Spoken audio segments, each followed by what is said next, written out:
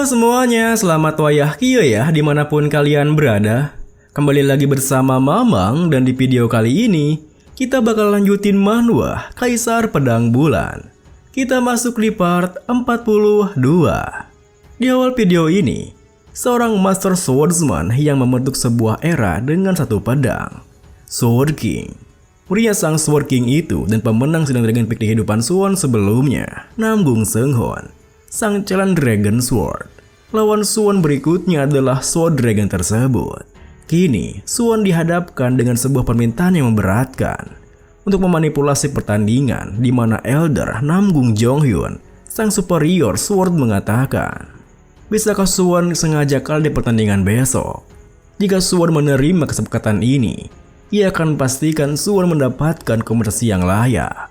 Mendengar permintaannya, tentu saja membuat Suwon merasa kesal. Berani-beraninya mereka memintanya memanipulasi pertandingan, padahal dia kepala klan miliknya. Meski begitu, Suwon menyadari, sebagai Elder Aliansi, mungkin dia setidaknya melakukan ini. Suwon pun bertanya padanya, kenapa Elder Namgung Jonghyun sampai memintanya melakukan hal itu. Mendengar pertanyaan Suwon, Elder Namgung Jonghyun pun tersenyum, karena ia sudah merasa mereka berdua bisa akrab, yang buatnya menjelaskan. Istri pertama saat ini mencoba menyingkirkan Seonghwan dengan segala cara dan memposisikan putranya sendiri sebagai kepala klan. Masalahnya, Seonghwan memiliki posisi yang lemah karena dia anak dari hasil istri kedua yang kurang terkenal. Suwon pun menyalahnya. Jadi, apakah memenangkan sidang Dragon Peak bertujuan untuk mengukuhkan posisi Seonghwan? Elder Namgung Jonghyun pun membenarkan hal itu. Jika Seonghwan tidak menang, bukan hanya masa depannya yang gawat, tapi juga seluruh klan Namgung sendiri. Mendengar hal itu, Suwon yang masih melakukannya pun bertanya, apa hal semacam itu benar-benar bisa terjadi terhadap klan yang telah bertradisi selama berabad lamanya? Elder Namgung Jonghyun pun menekankan, itu memang sudah terjadi. Sang tuan muda itu sangat pemalas. Dia melalaikan pelatihannya sampai dia hanya bermalas-malasan seharian. Dan dia membuat dirinya sendiri bagai menjadi seekor babi. Jika orang semacam itu menjadi kepala klan, klan Namgung akan kehilangan posisinya di kalangan 5 klan terkuat. Melihat sikapnya yang begitu serius mengatakan kekesalannya, Suwon pun terdiam berpikir, siapa sangka seorang keturunan klan Namgung bisa menjadi seperti itu. Sekarang ia mengerti kenapa Elder Namgung Jonghyun ingin bersepakat dengannya. Dengan pikiran seperti itu, Suwon bertanya, memangnya kepala klan Namgung saat ini sungguh mewariskan posisinya kepada orang semacam itu? Elder Namgung Jonghyun menjelaskan, istri pertamanya adalah putri dari salah satu 10 guild pedagang besar, Golden Dragon Guild. Keuangan klan Namgung seluruhnya berasal dari sana. Untuk membalikkan kekuatan keuangan sang istri pertama dan stigma menjadi anaknya selir, Seonghwan harus memenangkan turnamen ini dengan kemenangan yang besar. Mendengar hal itu, Suwon pun kembali terdiam. Ia memang merasa agak prihatin. Kalau tidak ada dirinya, sang Sword Dragon akan mengukuhkan posisinya dengan kemampuannya yang hebat dan memenangkan sidang Dragon Peak. Di saat Suwon terdiam seperti itu, Elder Namgung Jonghyun menyodorkan sebuah plakat kayu sembari mengatakan, ambillah plakat ini. Jika Suwon kalah saja di pertandingan berikutnya, Suwon tidak hanya akan mendapatkan kompensasi yang setara dengan hadiah pemenang, tetapi klan Namgung juga akan mendukungnya setelah Suwon bergabung dengan aliansi. Suwon pun melihat plakat kayu di depannya. Karena bisa didukung oleh klan Namgung adalah tawaran yang sangat menggiurkan untuk seseorang yang berasal dari tempat biasa sepertinya. Tetapi, untuk menjadi Elder Aliansi, keistimewaan dan penghargaan sebagai pemenang turnamen itu lebih penting daripada dukungan tersebut. Suwon pun mengatakan, itu tawaran yang bagus, tapi dirinya memiliki situasinya sendiri yang membuat situasi itu sulit untuk diterima. Tentu saja, perkataan Suwon yang menolak tawarannya secara halus membuat Elder Namgung Jonghyun mulai naik darah, bahkan mulai mengancam Suwon dengan mengekankan, apa situasi itu layak sampai bakal tidak disukai oleh klan Namgung? Melihat sikapnya yang seperti itu, yang menggunakan ancaman setelah permintaan yang damai tidak bekerja, Suwon pun mengakui Seperti itulah teladannya seorang elder. Suwon pun menyangkalnya, mana mungkin ada yang mau dimusuhi oleh klan Namgung. Tetapi, ia memiliki janji yang harus ditepati kepada senior Shadow Blade Sword. Mendengar Suwon yang menyinggung elder Shadow Blade Sword, tentu saja mood elder Namgung Jonghyun terkejut. Janji seperti apa yang mereka buat? Meski begitu, Suwon mengatakan, ia tak bisa membicarakan janji itu lebih lanjut. Jika elder Namgung Jonghyun penasaran, sebaiknya tanyakan langsung kepada elder Shadow Blade sendiri. Mendengar hal itu, elder Namgung Jonghyun pun bangkit dari kursinya, mengambil kembali plakat kayunya sembari mengatakan, sangat disayangkan, ia kira hubungan mereka berdua bisa baik.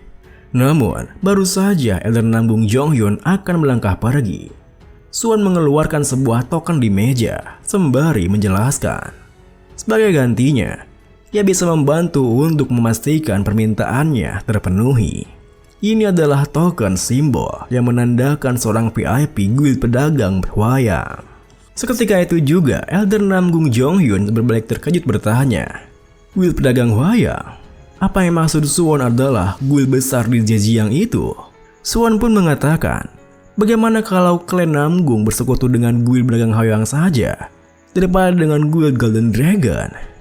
Elder Namgung Jonghyun pun terdiam, mempertimbangkan pembantuan Suwon. Karena jika ia menerimanya, pengaruh istri pertama pasti bisa berkurang. Di saat elder Namgung Jonghyun mempertimbangkan hal itu, Suwon pun semakin mendorongnya. Jika ia akan membantu koneksi itu terjadi. Saat itu, Suwon berpikir, dengan superior sword yang bisa menyelesaikan masalahnya, guild pedagang wayang bisa mendapatkan klien yang penting. Dan ia tidak gugur di turnamennya. Juga, tidak membuat klan Namgung menang akan turnamennya. Itu adalah situasi yang sama-sama menguntungkan untuk semuanya. Bisa dibilang, ini adalah tawaran yang tak bisa ditolak. Keesokan harinya, Suwon pun menghadapi Namgung Seonghwan di semifinal turnamennya. Dengan sikap hormatnya, Namgung Seonghwan menyapa Suwon. Sungguh suatu kehormatan bisa beradu pedang dengannya hari ini. Suwon sendiri yang memperhatikannya berpikir, sikap tubuh yang sempurna, energi yang terjaga dengan baik, dan bahkan dengan sopan santun. Namgung Seonghwan memang kelaknya murid sang Sword King sendiri. Benar-benar berbeda dari murid-murid faksi ortodok yang sudah ia temui sejauh ini. Tetapi, nama Namgung Seonghwan ke depannya tak akan menjadi terlalu besar. Karena tidak semua murid Master Swordsman akan ikut menjadi Master Swordsman juga. Bagaimana bisa seorang bertambah kuat dengan hanya berlatih dengan aman di rumah? Hanya dengan jatuh, menderita, dan mendorong diri sendirilah. Seseorang bisa melewati batasnya. Karena ia mendapat keuntungan dari ini, Suwon pun akan memberinya hadiah yang istimewa. Kini, tepat setelah wasitnya memulai pertandingannya, Namgung Seonghwan langsung menerjang maju menggunakan tekniknya Boundless Sky Sword. Namun, teknik Namgung Seonghwan langsung diterpatahkan oleh Suwon yang bergerak dengan cepat bahkan sebelum Namgung Seonghwan menyadarinya, yang membuat Namgung Seonghwan langsung terjatuh ambruk pingsan seketika bersama dengan sorakan penonton yang menggema di area turnamennya. Meski begitu, sebelum Suwon meninggalkan area turnamennya, Suwon minta maaf padanya karena di masa hidupnya yang sekarang malah jadi menyesalkan. Tetapi, dengan melewati kekalahan hari ini, Suwon berharap jika Seonghwan akan lebih baik dari dirinya yang sebelumnya. Dan juga sekalian membantunya untuk menaklukkan mereka yang dari sektor Demoni. Sekarang, satu pertandingan lagi, akhir dari sidang Dragon Peak sudah dekat. Dan yang akan muncul di final juga seorang yang hebat. Malam harinya, Suwon kembali mendapat seorang tamu yang mengenalkan dirinya sebagai Jongchong, seorang elder dari faksi Kunlun, yang kembali memintanya untuk sengaja kalah di pertandingan final. Tentu saja, Suwon yang menghadapi permintaan seperti itu 2 kali berturut-turut, membuatnya tak bisa lagi menahan ketenangannya. Di mana ia langsung mengusir elder Jongchong dengan mengatakan, ia akan pura-pura tidak mendengar apa yang dikatakannya hari ini. Dan jika elder Jongchong mendatanginya lagi, ia akan melaporkannya hal ini kepada aliansi. Meskipun hal itu membuat elder Jongchong menggerutu kesal, Suwon jauh lebih kesal darinya. Berani-beraninya seorang elder ingin menggoyahkan dirinya. Jika itu Elder Aliansi, Suwon mungkin masih bisa mempertimbangkannya. Tapi, untuk seorang Elder biasa yang berusaha membujuk dirinya, tak ada kata negosiasi di kamusnya. Kemudian, Suwon pun keluar dari kamarnya, di mana ia menatap sang rembulan sembari berpikir. Semakin kemenangan mendekat, segala macam orang-orang tak tahu malu muncul. Bukankah memalukan? Seorang pria yang sudah hidup cukup lama, malah merayu seorang junior muda seperti ini.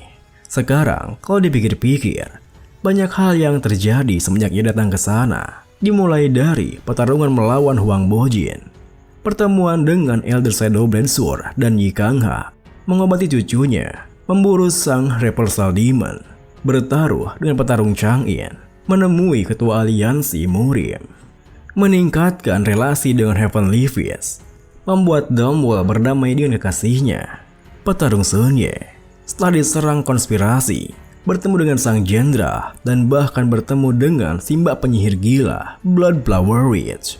Terakhir, sampai permintaan untuk memanipulasi pertandingan dari sang Superior Sword dan Elder dari faksi Kunlun. Melihat itu semua kembali, selama ini selalu datang cobaan demi cobaan. Siapa sangka ternyata korupsi dan penyimpangan ada di dalam aliansi Murim, yang padahal mereka menyatakan menjunjung tinggi keadilan. Inilah sebabnya faksi ortodok disebut sebagai munafik. Suwon tak mau menyanyiakan hidupnya untuk para munafik semacam itu. Keadilan dan persahabatan, perdamaian dan kesejahteraan faksi ortodoks di dunia Murim. Ia tertarik dengan hal-hal tersebut.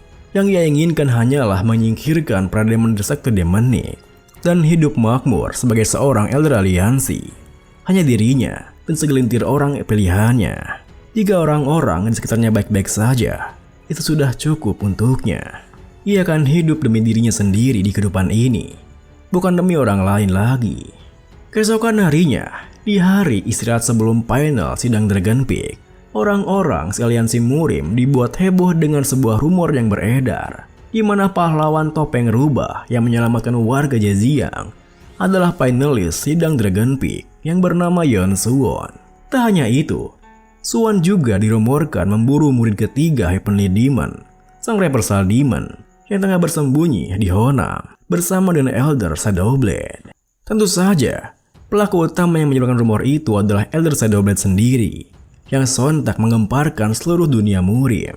Karena begitu banyak dibicarakan oleh orang-orang, rumor itu pun sampai ke telinga ketua aliansi, yang buatnya merasa jika Suwon lebih mengesankan dari yang ia kira. Sang jenderal yang selalu di sampingnya berkomentar, Suwon tak bisa dianggap enteng.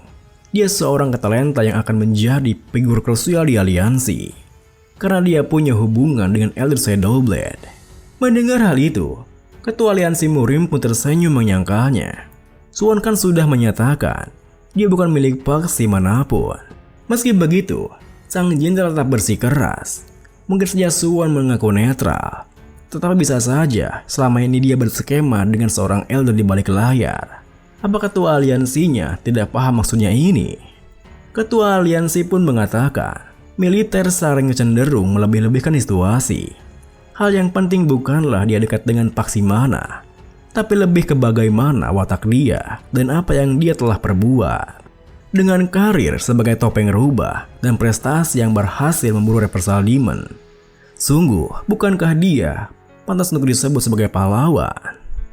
Meskipun sang jenderal sempat ingin menyelanya, ketua aliansi langsung melanjutkan.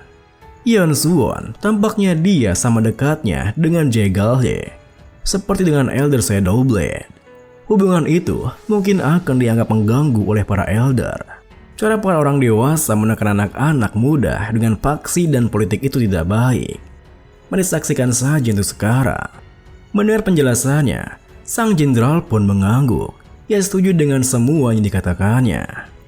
Meskipun begitu, ketua aliansi mengatakan itu, idenya sendiri sebenarnya lebih tertarik pada Suwon lebih dari siapapun di aliansi Murimnya.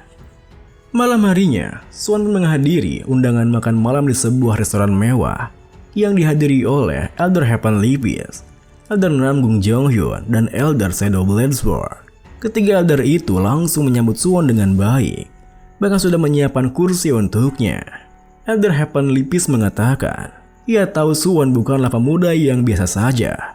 Tapi ia tak pernah menyangka Suwon mampu menaklukkan sang Reversal Demon juga. Suwon pun berterima kasih dengan rendah hati, di mana itu semua berkat senior Shadowblade. Tentu saja, hal tersebut membuat Elder Heavenly Beast langsung menyindir Elder Shadowblade di sampingnya. Kawan yang satu ini memang selalu cerdik. Andai saja dia memberitahu Elder lain lebih awal, tak ada masalah bukan? Meski begitu, Elder Shadowblade tak menanggapi sindirannya. Dia lebih memilih untuk mendiamkannya. Kemudian, Elder Namgung Jongyun mengatakan, sekarang ia akhirnya paham mengenai janjinya dengan senior Shadowblade Sword. Bahkan ia minta maaf karena minta permohonan padanya tanpa mengetahui hal tersebut. Suwon pun tersenyum bertanya, itu bukanlah apa-apa, tetapi apa masalahnya sudah menemukan jalan keluar? Mendengar hal itu, Elder Namgung Yonghyun berbisik padanya. Berkat Suwon, ia sudah memperoleh apa yang ia inginkan. Namun, melihat tingkahnya yang berbisik-bisik begitu, Elder Shadowblade pun yang merasa aneh bertanya, apa yang mereka berdua telah lakukan? Elder Namgung Jonghyun beralasan, itu cuma suatu hal di antara mereka berdua saja. Tentunya, hal itu membuat Elder Shadowblade merasa kesal. Namun, perhatiannya langsung teralihkan ketika tiba-tiba saja Elder Heavenly Beast menggebrak mejanya, mengajak Suwon untuk bergabung dengan faksinya. Posisi Suwon sudah aman dan sekarang biarkan dirinya yang mendukungnya dengan sepenuh hak sahanya. Mendengar ajakannya, Elder Shadowblade Sword yang merasa lucu pun langsung menertawakannya, yang tentu membuat Elder Heavenly Beast merasa kesal. Kenapa Elder Shadowblade Sword malah menertawakannya? Elder Shadowblade pun mengatakan, jika Elder Heavenly Beast tak layak untuk merekrut Suwon, yang tentu membuat Elder Heavenly Beast tak bisa menahan emosinya dan mengajaknya untuk berkingopi di lapangan latihan. Tentu saja, Elder Shadowblade langsung menolaknya. Apa baginya dirinya itu terlihat seperti orang barbar? Jangan samakan ia dengan dirinya yang sama saja dengan penampilannya. Lihat mereka berdua yang cekcok di depannya, di mana dua orang Elder Aliansi Muri memperebutkan seorang junior yang bahkan belum bersumpah pada aliansi. Tentu membuat Suwon merasa aneh. Meski begitu, Suwon juga berpikir jika mereka berdua tak akan sampai berkelahi beneran. Keesokan harinya, hari final sidang Dragon Peak pun tiba, di mana para penonton yang datang lebih banyak dari hari sebelumnya. Mereka semua meneriakkan dua kata yang sama, yaitu topeng rubah. Suwon sendiri yang berdiri di arena pertandingan pun tersenyum puas. Sesuai dugaannya, seluruh perhatian tertuju kepadanya, yang buatnya berterima kasih pada Elder Shadowblade Sword dan juga Serikat Hao. Kemudian, lawan terakhirnya adalah petarung Hakyong dari Sekte Kunlun, sang calon Immortal Dragon. Tersisa satu kemenangan lagi dan rencananya akan selesai. Oleh karena itu, Suwon pun akan mengakhirinya dengan cara yang sangat meriah. Video ini pun diakhiri dengan, tepat setelah wasitnya memulai pertandingan finalnya, Hakyong langsung bergerak lebih dulu dengan menerjang maju. Namun tiba-tiba saja ia menghentikan gerakannya karena terkejut dengan sebuah tekanan besar yang datang dari arah Suwon. Terima kasih buat teman-teman semua yang udah nonton. Mohon maaf jika ada salah-salah kata atau pengucapan Mamang yang kurang jelas. Sampai jumpa di video berikutnya.